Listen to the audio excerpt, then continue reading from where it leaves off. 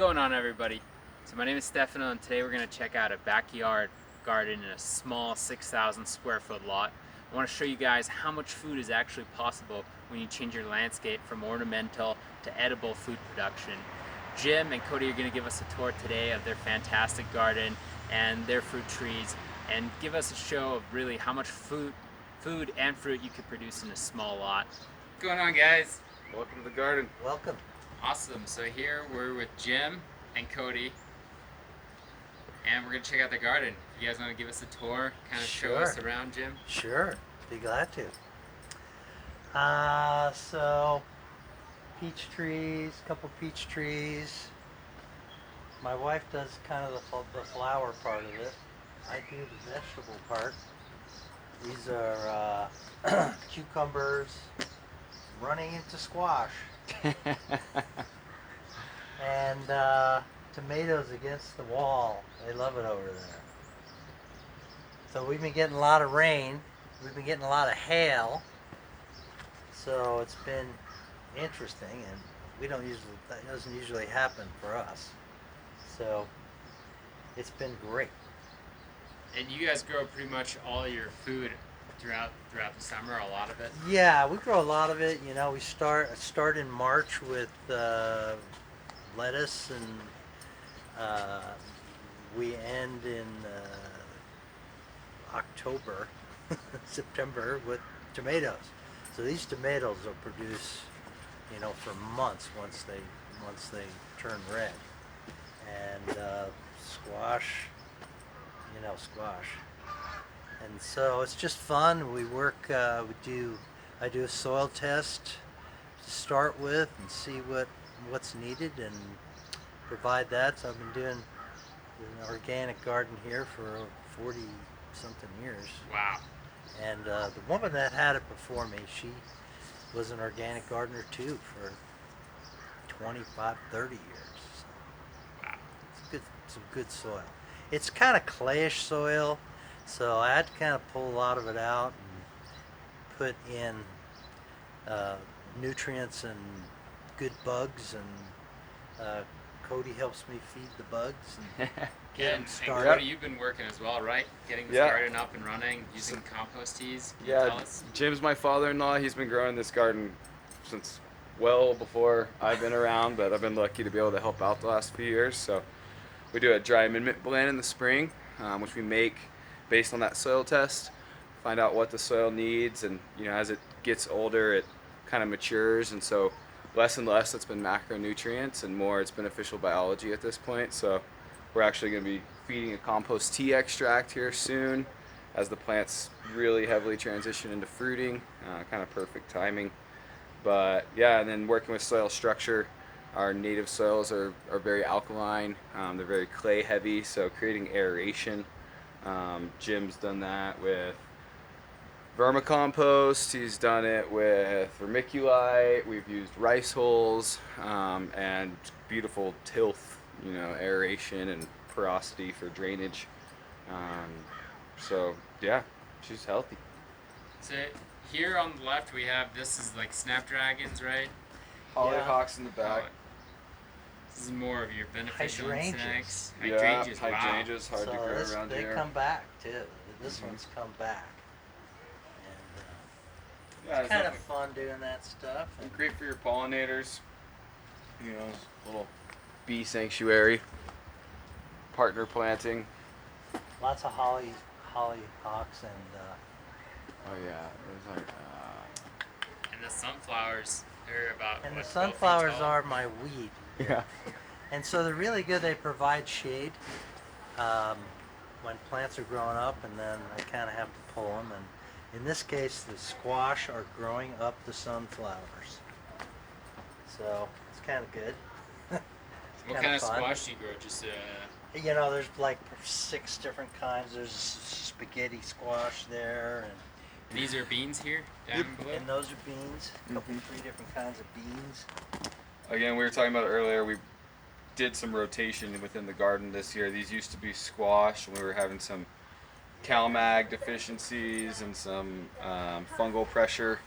And just by switching beds, the squash are I mean, way healthier this Yeah, year. and the beans are way better too, and so are the broccoli. This is broccoli, Yeah. and we already ate the cauliflower, and the back are Brussels sprouts. So And you guys use this Remain cloth for I what use this reasons? Remain a lot, and it really has made a difference, especially with the rain and hail lately. Yeah, you see it's all But peppered at the top. the sun, um, you know, these things just bolt a lot more. And so with the Remain, and I left it on all year on these guys, and they just have done so well. Were these not chrysanthemum? What? It's marigolds. Marigolds. Nice. So they're kind of at the end of their cycle, but Yeah. you know, partner planting those marigolds just Yeah, as they like keep the bugs away. yeah, just the little things that help decrease pest pressure and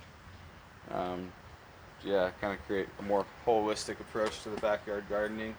Yeah, and I build this little frame that I put the Remain on, and you know, you roll it in or roll it out, whatever you want. But lately, I've been keeping it on, and because it's been so hot. Yeah, We I mean went this through- broccoli is like market size, but you can see Yeah, that it's very neat. like for sure. the I don't want to say the lack of density, but like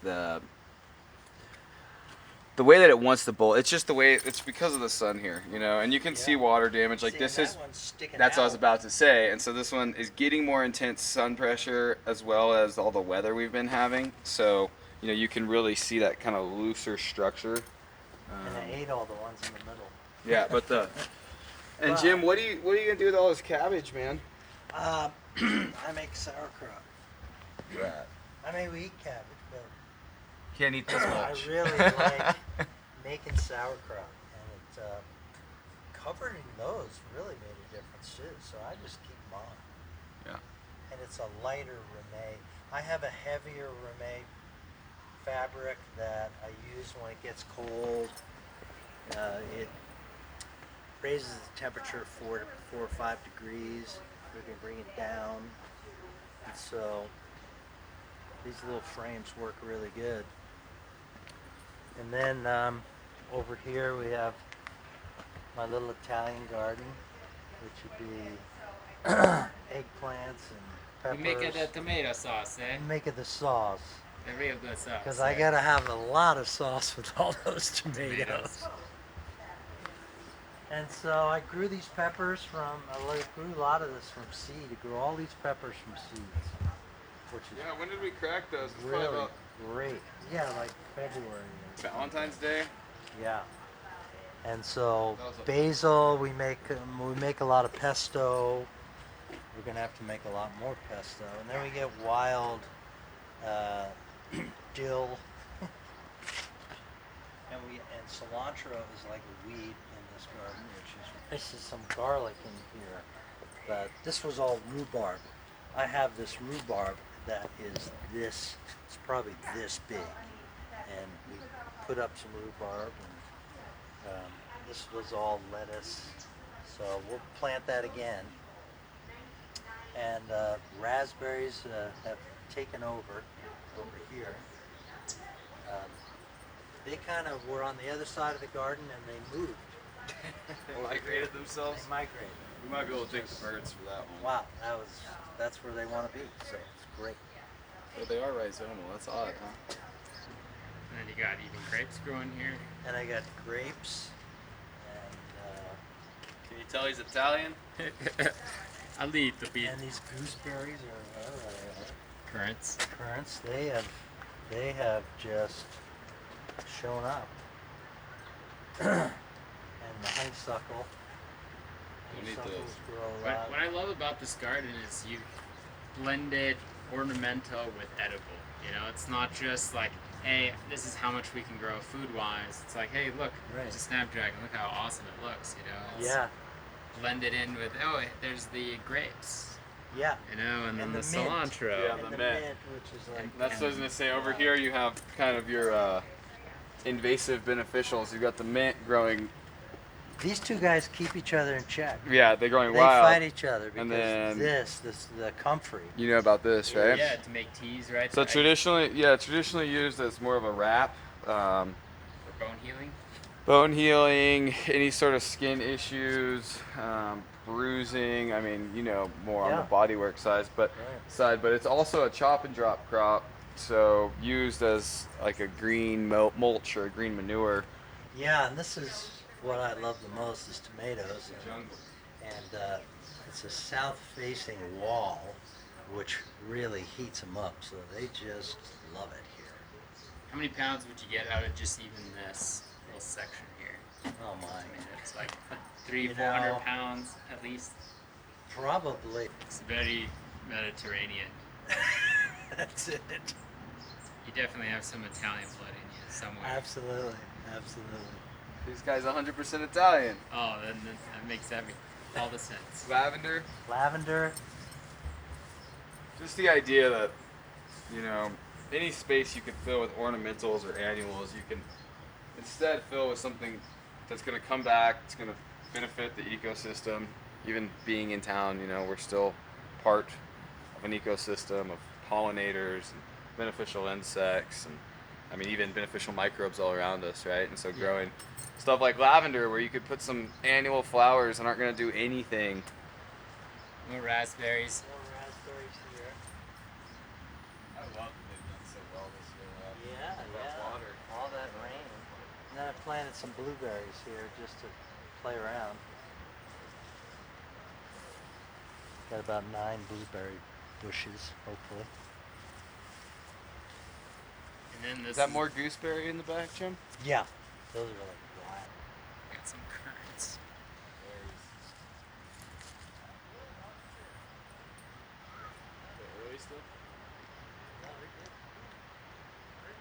Delicious. And these guys, this is Red Delicious, if I remember right. Yeah. These were here when This is our beloved wine sap. No kidding. Yeah. How long have you been at this property, Jim? Probably 40 years. Yeah. And then Almost 40 years. pears on this guy. Pear tree, I planted it pretty much when I got here. Just loaded.